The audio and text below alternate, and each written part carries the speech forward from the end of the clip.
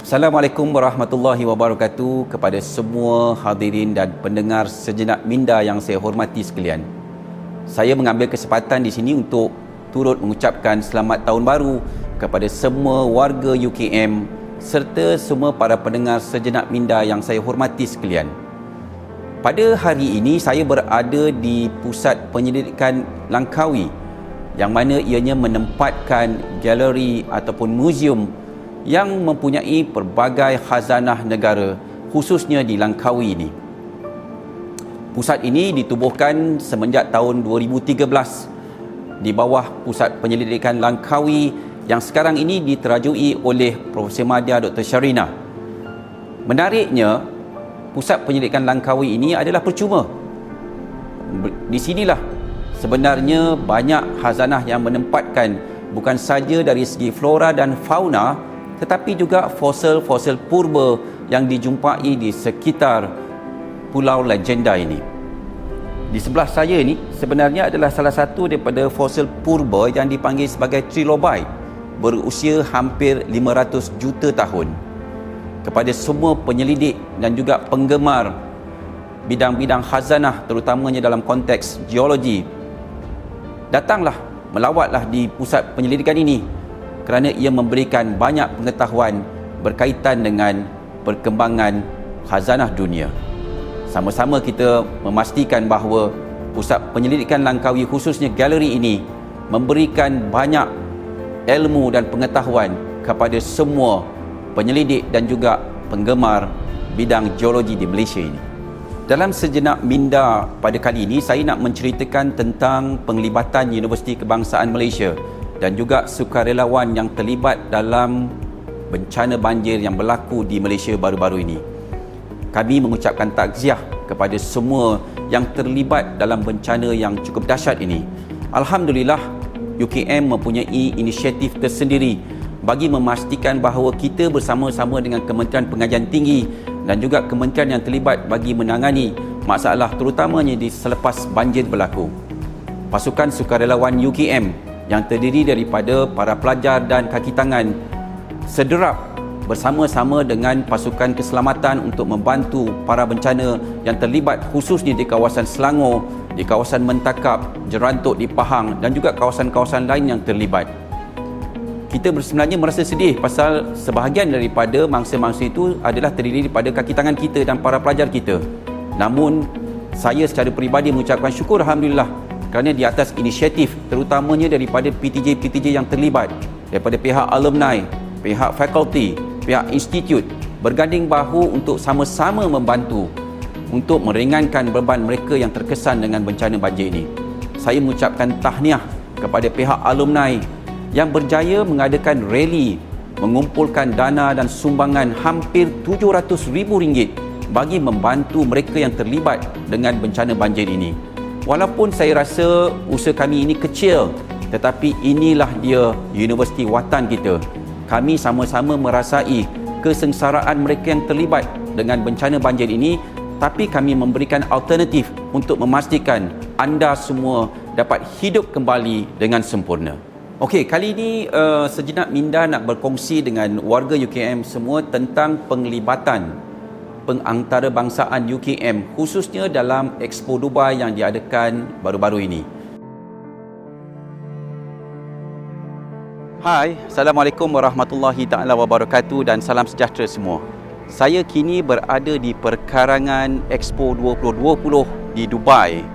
Dalam Expo ini, Universiti Kebangsaan Malaysia telah diberikan peluang bersama dengan Kementerian Pengajian Tinggi dan juga universiti awam dan swasta yang lain bagi menjayakan program-program yang berimpak tinggi.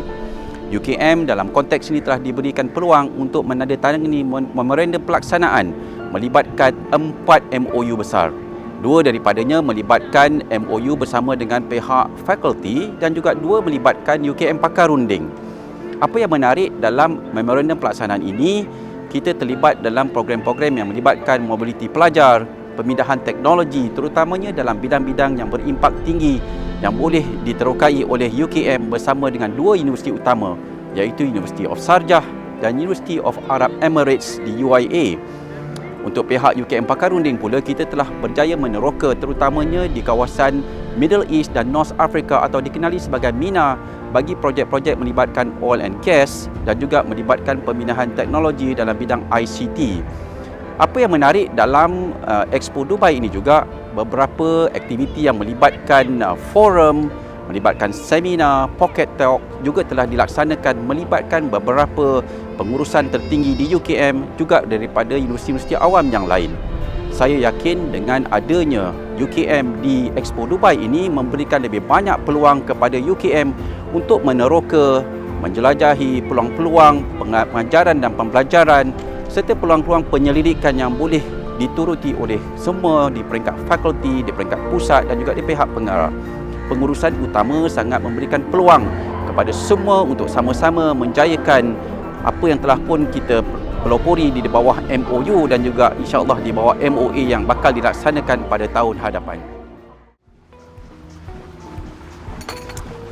Selaras dengan pelan strategi teras, UKM komited untuk terus mempromosikan kepakaran dan kehebatan UKM di persada antarabangsa. Di Expo Dubai 2020 ini, UKM mengambil peluang untuk bekerjasama dengan pihak Qatar International bersama dengan UKM Shape.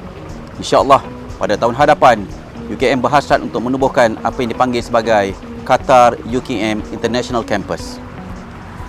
Hasrat Kementerian Pengajian Tinggi bagi memastikan Expo Dubai 2020 menghasilkan pulangan sehingga 500 juta dan bilangan pelajar antarabangsa sehingga 250,000 bagi tempoh 5 tahun, insya-Allah boleh tercapai. Dari Ipoh ke seberang perai, Expo Dubai 2020 melabuhkan tirai.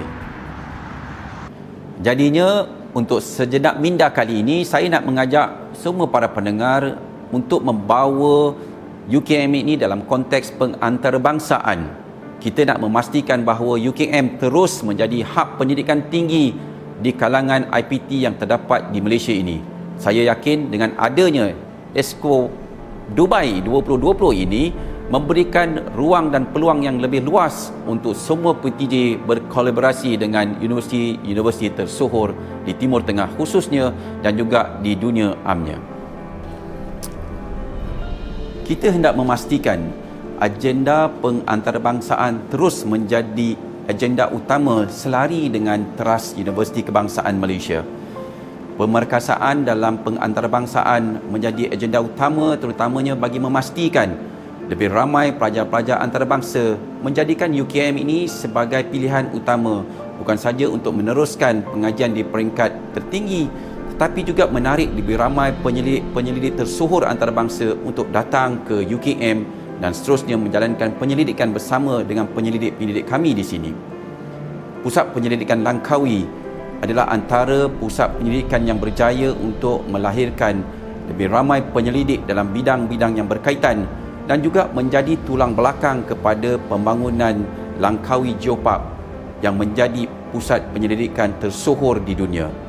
Saya secara peribadi mengucapkan terima kasih kepada Dr. Sharina, Dr. Kim, Cik Nick dan Cik Nazir yang menjadi tulang belakang kepada pusat penyelidikan ini. Saya akhiri sejenak minda kali ini dengan serangkap pantun. Dari mana hendak ke mana? Dari Bangi hendak ke Dubai. Meski pandemik datang melanda, pengantarbangsaan jangan diabai. Terima kasih semua memberikan peluang pada kami untuk hadir dan melawat Pusat Pendidikan Langkawi.